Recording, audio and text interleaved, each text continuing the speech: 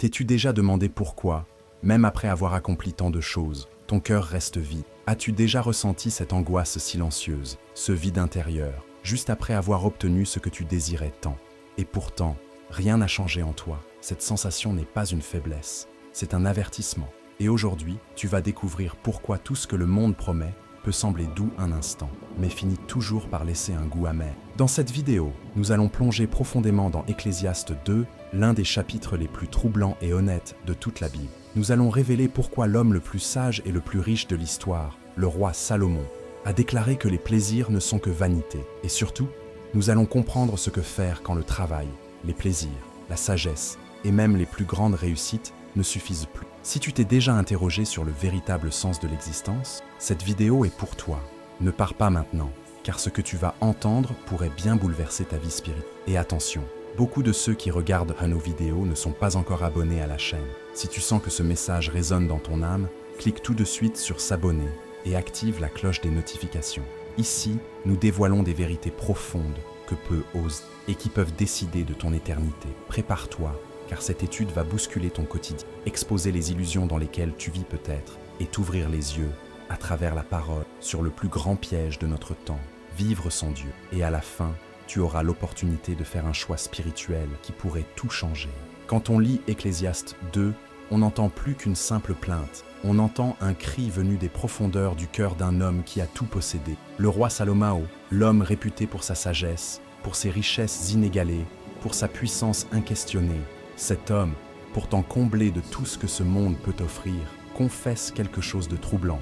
Tout est vanité. C'est comme si, au sommet de sa gloire, il regardait autour de lui et découvrait que chaque victoire, chaque plaisir, chaque construction était vide. Un écho douloureux résonne alors à travers les siècles. La Vaidad do prazer ne peut pas combler le vazio da alma. Et ce n'est pas un simple caprice d'un homme blasé. Non, c'est une révélation sagrada adressée à chacun de nous. Parce que, soyons honnêtes, combien d'entre nous ont cherché à remplir leur vie avec des choses matérielles, des distractions, des expériences éphémères? On court après le prazer passaggero, croyant y trouver le bonheur. Mais à la fin du jour, quand tout s'éteint, il ne reste souvent que l'affliction de l'esprit. Le roi Salomon ne parle pas en théorie, il parle de sa propre vie, de son trabalho sans récompensa. Il avait tout, mais il n'avait pas la paix.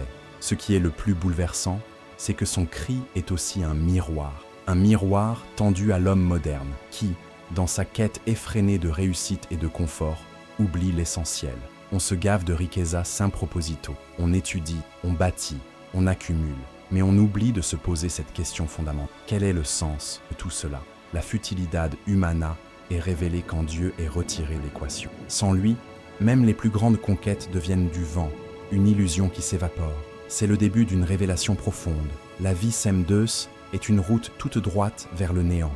Et si ce roi, pourtant entouré d'or, de serviteurs, de musiciens, de vins et de jardins magnifiques, en est venu à dire « tout cela est Vedad », alors qu'en est-il de nous? Peut-être que tu te reconnais dans ce cri silencieux. Peut-être que tu t'es dit, en regardant ta vie, pourquoi, malgré tout ce que j'ai, je sens encore ce vazio existentiel. C'est là que l'écriture devient vivante. Elle ne raconte pas une histoire ancienne, elle raconte la tienne, la mienne, celle de tout homme qui a essayé de vivre loin de l'éternité qu'on donne. Ce n'est que le commencement. Le juizo divino ne se manifeste pas toujours par des éclairs ou des tremblements de terre. Parfois, c'est ce silence intérieur, ce mal-être diffus, cette fatigue inexpliquée, qui nous parle plus fort que n'importe quel sermon. C'est Dieu qui frappe doucement à la porte, et dans le cas de Salomon, ce fut sa propre sagesse qui le conduisit à l'aveu. La vie sans Dieu est une course sans ligne d'arrivée. Et c'est justement ici que notre voyage commence, car ce cri, aussi sombre soit-il, ouvre la voie à une lumière cachée. Suivons-la ensemble. Imagine un homme qui n'a rien refusé à ses désirs, un homme qui a goûté à tous les délices, exploré chaque plaisir, habité les palais les plus somptueux et s'est entouré des divertissements les plus raffinés. Ce n'est pas une légende, c'est la réalité du roi Salomon, tel qu'il la dévoile dans Ecclésiaste 2. Il s'est abandonné à la Vaidad do prazer, croyant, comme tant d'autres, que le bonheur s'achète à coups de vin, de rire, de musique et de plaisir du corps. Et pourtant, il n'y trouva qu'un goût amer, comme une coupe en or pleine de sable. La beauté extérieure cachait le vazio d'Alma. Ce passage des Écritures est d'une actualité troublante, car aujourd'hui encore, l'homme cherche à combler son vide intérieur, avec les mêmes artifices. Les réseaux sociaux sont devenus nos jardins suspendus, les soirées nos banquets, les likes notre nouvelle approbation. Et pourtant, jamais nous n'avons été aussi seuls, aussi tristes, aussi déconnectés du sentido da existencia. Ce que Salomon a vécu n'était pas une crise personnelle isolée, mais une préfiguration du mal moderne, la illusion do mundo. Un monde qui promet, mais ne donne jamais. Il est essentiel de comprendre que les plaisirs ne sont pas, en soi, mauvais. Dieu ne nous a pas créés pour la souffrance, mais pour la plénitude. Mais lorsque les plaisirs deviennent des idoles, lorsqu'ils remplacent notre relation avec le Créateur, ils deviennent des chaînes. C'est ici que le prasé passaggero se transforme en poison lent. L'affliction des spiritos grandit à mesure que l'âme s'éloigne du dit. Et cette vérité, Ecclésiaste 2, la crie sans détour. Tout ce qui n'est pas enraciné en Dieu est futilidad humana. J'aimerais te poser une question. As-tu déjà ressenti ce vide après avoir eu ce que tu voulais tant?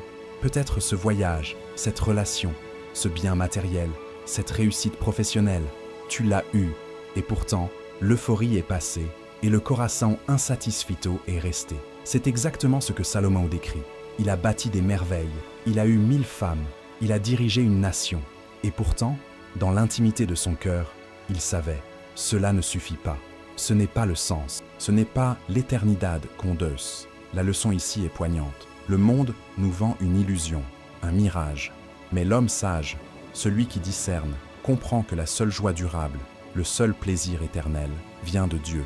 Et cette révélation ne vient pas d'une douleur, mais d'une lucidité spirituelle. Le juizo divino commence quand nos yeux s'ouvrent à la vanité de tout ce qui est sans Dieu. Et si aujourd'hui, tu es là à écouter ce message, c'est peut-être parce que Dieu veut justement t'éveiller à cette vérité. Car au-delà de cette illusion, il y a une vérité qui t'attend dans le silence du prochain verset. Il arrive un moment où chaque homme doit contempler l'inévitable, sa propre fin. Ecclésiaste 2 ne recule pas devant cette vérité brutale. Le roi Salomon, malgré toute sa gloire, reconnaît que la mort inévitable vient pour tous, le sage comme le fou, le riche comme le pauvre, le roi comme le serviteur. Et cette certitude, au lieu de rassurer, le plonge dans une affliction des spiritus encore plus profond. Car si tout se termine dans la poussière, à quoi bon tout ce labeur, tous ces plaisirs, cette course effrénée après le vent? C'est là que la Védade d'Opraser révèle sa cruauté. Combien parmi nous vivent comme si la mort n'existait pas? On planifie l'avenir, on empile des biens, on court après les diplômes, les propriétés, les relations, en oubliant que tout cela, un jour, s'éteindra. Et ce n'est pas une pensée morbide, c'est une vérité spirituelle. Car la mort n'est pas simplement une fin biologique, elle est aussi un miroir que Dieu place devant nous pour que l'on réfléchisse au sentido da existencia. Sans l'éternidad condeus, tous nos efforts deviennent un travail ou sans récompense. On bâtit des royaumes de sable au bord d'un océan éternel. Salomon, dans sa sagesse, voit ce que beaucoup refusent de voir. On peut tout perdre, sauf ce qu'on a ancré en Dieu. Les palais tombent, les monuments s'effondrent, mais la foi, elle, demeure. Le problème, c'est que l'illusion do mundo nous fait croire que notre nom restera à jamais, que nos œuvres seront immortelles. Mais l'histoire est pleine de grands noms oubliés. Ce n'est pas notre nom qu'il faut graver dans la pierre, c'est notre âme qu'il faut inscrire dans le livre de vie. Car tout ce que le monde applaudit aujourd'hui sera oublié demain. Et quand Salomon réalise que même sa sagesse n'échappera pas à l'oubli, il s'écrie « Pourquoi alors ai-je été plus sage que l'insensé ?» Ecclésiaste 2, 15. Voilà le dilemme. La sabedoria et l'ucura mènent à la même tombe, si Dieu n'est pas au centre. C'est ici que naît une crise existentielle. Tout ce que nous construisons sera remis à d'autres, qui peut-être ne s'en soucieront même pas. Ce legs incertain renforce le vasio existentiel, cette sensation que tout est voué à disparaître, sauf ce qui est fait en Christ. Alors, faut-il abandonner l'effort? Certainement pas. Mais il faut réorienter notre fondation, travailler, bâtir, créer, oui, mais avec les yeux fixés sur le ciel. Car seule la vida condeus transforme l'ordinaire en éternité. Ce que Ecclésiaste 2 révèle, c'est que la vraie richesse ne se mesure pas en or, mais en obéissance. Et même si tout semble se terminer dans la mort, ce n'est que la porte vers un royaume que les yeux humains ne peuvent encore percevoir. Et c'est justement là que nous devons aller. À première vue, le travail semble noble, même glorieux. Dans Ecclésiaste 2, le roi Salomon décrit comment il s'est lancé dans de grandes œuvres, maisons, jardins, vignobles, bassins d'eau. Tout ce que ses mains pouvaient en construire, il le fit avec excellence. Et pourtant, Dans cette abondance d'activités, il découvre un secret troublant. Même le travail, s'il est fait sans Dieu, devient une source d'affliction de l'esprit. C'est un fardeau déguisé, une course qui ne mène qu'à l'épuisement. Et cette réalité pèse lourdement sur l'âme de celui qui cherche le sentido da existentia uniquement dans ce qu'il accomplit. C'est une leçon directe pour notre génération. Nous glorifions l'effort, le rendement, la productivité. Nous mesurons la valeur d'une personne à ce qu'elle fait, à ce qu'elle possède, à son impact visible. Mais que reste-t-il quand la journée s'achève et que les projecteurs s'éteignent? Le vazio da alma devient insupportable. Ce que Salomon ressentait n'était pas de la paresse, c'était une profonde lucidité. Même le trabalho sans récompensa extérieure ne comble pas l'âme, car la vraie récompense ne vient pas du monde, elle vient de l'Éternel. Il est frappant de voir comment Salomon remarque que tout ce qu'il a édifié pourrait être transmis à quelqu'un de sabio ou insensé. Ecclésiaste 2, 18, 19. Et là, il touche du doigt un autre point sensible, l'absence de contrôle sur l'héritage de nos efforts. Quelle ironie! On s'épuise à bâtir, et au final, quelqu'un d'autre récolte, parfois sans en reconnaître la valeur. C'est ici que l'illusion do mundo se dissipe. Travailler pour la gloire personnelle est comme écrire son nom sur le sable. Un vent suffit à tout effacer. Le juicio divino rappelle que seule l'œuvre faite en Dieu traverse le temps et l'éternité. Et pourtant, le travail n'est pas inutile. La Bible elle-même dit « Celui qui ne travaille pas, qu'il ne mange pas ». 2 Thessaloniciens 3, 10. Mais ce que Salomon condamne, c'est l'obsession, le fait de mettre toute sa valeur, tout son espoir, toute sa paix dans le fait de produire. Là réside la futilidad humana. Lorsque l'on sacrifie sa relation avec Dieu pour un agenda trop rempli, lorsqu'on échange sa prière contre un délai de livraison, lorsqu'on oublie l'éternidad con Deus pour quelques trophées terrestres, alors oui, le travail devient tristesse. Il devient vaine fatigue. Il faut alors redécouvrir le sens spirituel du travail. Travailler en priant, bâtir en glorifiant, produire, oui, mais en semant aussi dans le cœur des hommes. Car tout ce que nous construisons doit être accompagné d'amour, de justice, de miséricorde. Le corazon insatisfeito n'est pas guéri par un salaire, il est transformé par la présence de Dieu, et c'est là que réside la clé. Si ton travail t'épuise, te vide, te coupe de la vie spirituelle, alors il est temps de réévaluer tes fondations, car au bout de cette tristesse, une lumière commence à briller. C'est peut-être ici que Ecclésiaste 2 atteint son sommet le plus personnel. Le roi Salomon, après avoir exploré toutes les avenues du plaisir, du travail, de la richesse et de la sagesse, déclare une vérité qui transperce l'âme. Rien n'a pu satisfaire son cœur. Ce corazon insatisfito, ce vide béant qu'aucune conquête ne pouvait combler, devient un symbole de la futilidad humaine. Et ce n'est pas seulement son histoire, c'est aussi celle de tant d'hommes et de femmes qui, aujourd'hui encore, poursuivent l'inatteignable. Ils courent, consomment, expérimentent et se retrouvent face au même vazio existentiel. Ce que Salomon découvre, c'est que le cœur humain est comme un puits sans fond. Plus on tente de le remplir de choses terrestres, plus il crie de faim. Pourquoi? Parce qu'il a été créé pour l'éternidad con Deus. Mettre des plaisirs passagers dans un espace éternel, c'est comme tenter de remplir l'océan avec un seau d'eau. Cela n'apaisera jamais la soif de l'âme. Les Védas de Doprazer, aussi attrayantes soient-elles, ne font qu'anesthésier un instant ce cri profond. Mais dès que le silence revient, le manque ressurgit, plus intense encore. Tu connais peut-être cette sensation. Tout semble aller bien à l'extérieur, mais à l'intérieur, il y a comme une absence, un poids, une affliction de espirito qui ne disparaît pas, malgré les réussites, malgré les photos souriantes. C'est là que la parole devient vivante. Salomon nous montre que même le plus sage, même le plus comblé matériellement, reste vulnérable sans Dieu. Le sentido da existentia ne se trouve ni dans le plaisir, ni dans la possession. Il se trouve dans une rencontre, une relation, une connexion réelle avec le Créateur. Et que fait l'homme moderne face à cette insatisfaction?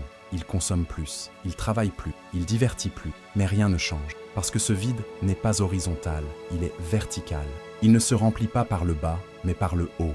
Ce n'est qu'en élevant le regard vers le ciel que l'on découvre que Dieu seul peut combler ce creux intérieur. C'est la clé.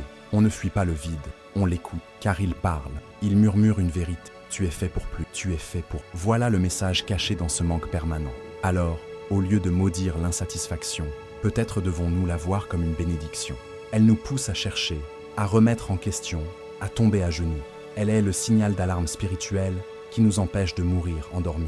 Et Ecclésiaste 2 n'est pas un texte de désespoir. Il est un phare. Il crie « Tu ne seras jamais comblé ici-bas. car ton cœur a été façonné pour l'au-delà.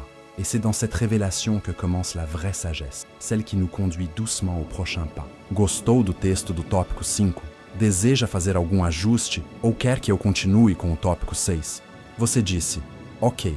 O ChatGPT disse, excelente.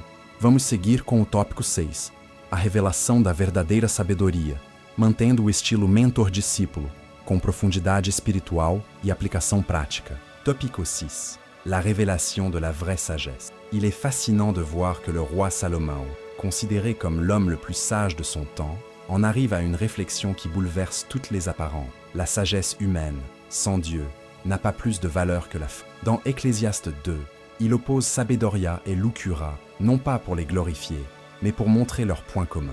Toutes deux finissent dans la tombe. Voilà un choc pour notre logique, car on suppose que la sagesse conduit à la vie, à la réussite, au respect. Et pourtant, Salomon dit clairement, si cette sagesse n'est pas enracinée dans l'éternel, elle n'est qu'une autre forme de futilidad humana. Mais attention, il ne s'agit pas de mépriser l'intelligence ou l'apprentissage. Il s'agit de remettre chaque chose à sa juste place. Une sabedoria qui ne mène pas à Dieu devient orgueil.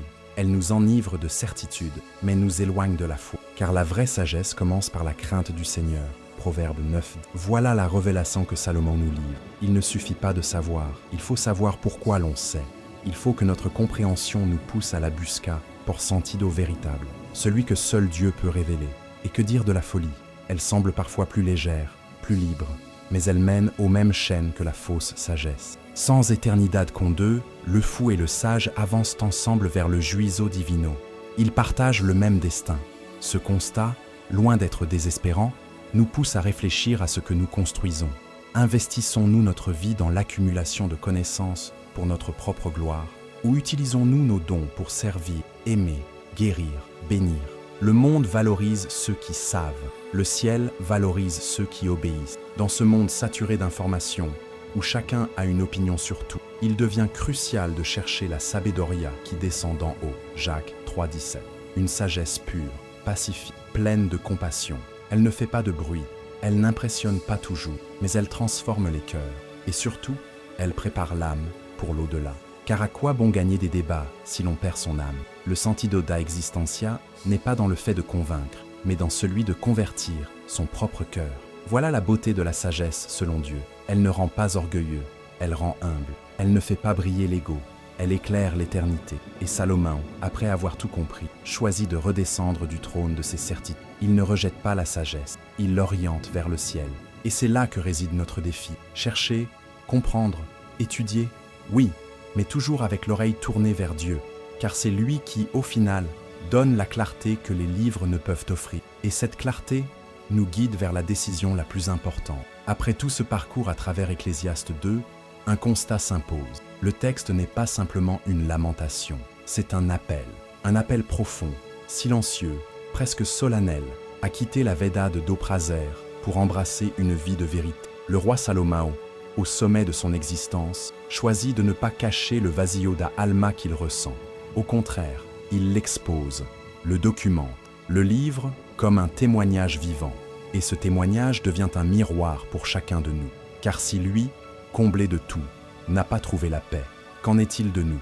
L'objectif n'est pas de nous plonger dans la peur ou dans la honte, non, c'est de nous réveiller. Ecclésiaste 2 agit comme un cri de l'âme qui invite à sortir du sommeil spirituel. Il nous dit que vivre sans Dieu, c'est marcher en cercle, fatigué, frustré et vide. Mais il nous tend aussi la main, car il y a une issue, une voie, un arrepentimiento verdadero, une décision sincère de tourner le dos à l'illusion du monde pour regarder en face l'éternidad condeuse. C'est cela, le véritable luxe, le trésor caché, le chemin étroit, mais glorieux. Ce n'est pas une coïncidence, si tu entends ce message maintenant. Peut-être que toi aussi, tu as couru derrière des prazeres passageros, que tu t'es noyé dans un traballo sans récompensa, que tu t'es perdu dans la sabedoria et lucura du monde. Mais Dieu, dans son amour infini, utilise même le vazio existentiel pour te ramener à lui, car il est écrit « Revenez à moi, et je reviendrai à vous ». Zacharie 1, 3. Le repentir, ce n'est pas pleurer un moment, c'est faire demi-tour. C'est quitter la nuit pour revenir à la lumière. Et si tu te demandes par où commencer, la réponse est simple, par la prière. Une prière honnête, crue, sans masque. Dis à Dieu que tu as tout essayé et que rien n'a fonctionné. Dis-lui que tu veux autre chose, que tu veux lui, n'attends que ça. Le juizo divino n'est pas pour te détruire, il est là pour te redresser, pour te aligner, pour t'élever. Ce n'est pas une sentence, c'est une grâce. Et ceux qui marchent avec le Seigneur, même au cœur du chaos, retrouvent enfin la paix, une paix que le monde ne connaît pas. Alors voilà, amis, disciples, frères ou sœurs, Ecclésiaste 2 n'est pas un point final, c'est un début, un pont entre la vanité et la vérité, une transition entre ce qui est éphémère et ce qui est éternel. Ne laisse pas ce chapitre être juste une leçon biblique, qu'il devienne un tournant dans ta vie, qu'il t'emmène vers le vrai sentido da existencia, et surtout, qu'il t'ouvre les portes du royaume, car c'est là, et uniquement là, que le cœur humain trouve enfin ce qu'il a toujours cherché, Dieu. Alors, maintenant que tu as entendu la vérité crue d'Ecclésiaste 2, dis-moi, as-tu déjà ressenti ce vide dont parlait Salomon? Ce sentiment que rien ici-bas ne suffit vraiment? Si oui, ne garde pas cela pour toi. Écris dans les commentaires ce que tu as ressenti pendant cette vidéo. Ton témoignage peut toucher d'autres cœurs perdus dans la même illusion. Et surtout, abonne-toi à cette chaîne Entre ciel et terre, car chaque vidéo est une clé, une révélation, un pas de plus vers la lumière. Active la cloche pour ne rien rater. Des vérités spirituelles comme celle d'aujourd'hui, tu n'en entends pas souvent. Mais ici, nous allons te les révéler. Et si ce sujet t'a bouleversé, ne t'arrête pas là. Clique maintenant sur la vidéo qui s'affiche à l'écran. C'est la suite logique de ce que tu viens d'apprendre. Et elle pourrait bien répondre à des questions que tu n'as encore jamais osé poser. Que Dieu te bénisse puissamment. Et moi, Ézéchiel, je te dis à très bientôt, entre ciel et terre.